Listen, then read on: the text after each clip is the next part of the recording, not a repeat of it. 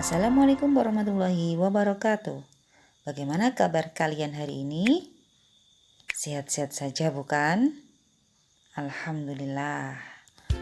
Luar biasa. Untuk yang sedang sakit, Bu Guru doakan agar segera sehat dan dapat beraktivitas seperti biasa kembali. Anak-anak, kali ini kita belajar SBDP tentang membuat gambar cerita.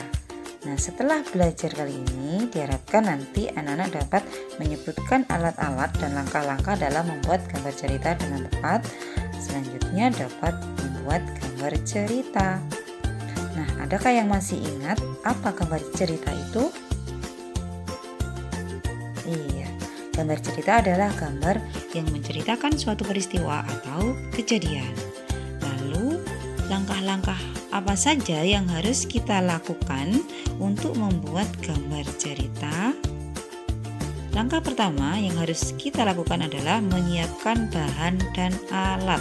Nah, sebelum kita menggambar, tentunya kita membutuhkan bahan dan alat, dan itu harus kita siapkan. Ada pensil, kemudian pensil warna, ada spidol, ada cat air, ada cat minyak, ada kertas gambar, ada kanvas, ini untuk media basah. Terus apalagi kira-kira ya? Oh iya, ada penghapus. Nah, di antara ini pasti kita butuhkan pada saat kita menggambar. Setelah bahan dan alat tersedia, langkah selanjutnya adalah menentukan tema. Tema itu gagasan pokok. Gagasan pokok apa yang akan kita gambar? Kita mau menggambar apa nantinya? Nah, tema ini bisa kita lihat dari sekitar kita. Ini contohnya, ada gambar dengan tema 17 Agustus. Kemudian ada gambar dengan tema gotong royong. Ada lagi gambar dengan tema pencegahan COVID-19. Terus ini ada lagi tema fabel. Nah, gambar cerita tidak harus orang ya. Hewan pun bisa kita buat menjadi gambar cerita.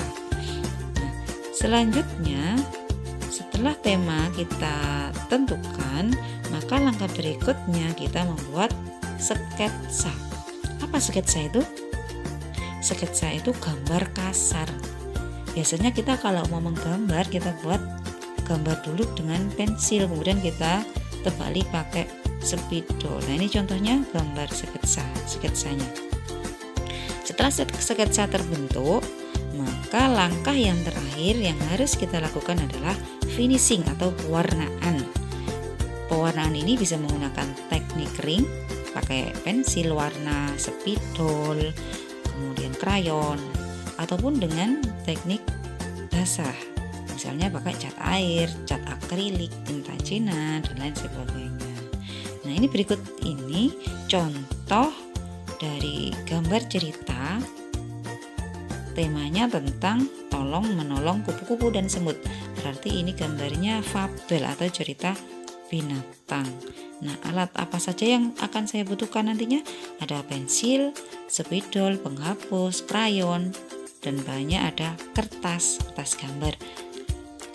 Nah, alurnya yang ada di benak saya, saya mau membuat gambar dengan cerita seperti ini. Ketika sedang menikmati indahnya pemandangan alam, Pupi si kupu-kupu mendengar suara minta tolong. Ternyata suara itu berasal dari imut si semut yang terperosok dalam kolam. Tanpa pikir panjang, Pupi pun terbang merendah dan menolong si imut. Nah, setelah saya buat alur cerita, maka jadilah gambarnya seperti ini.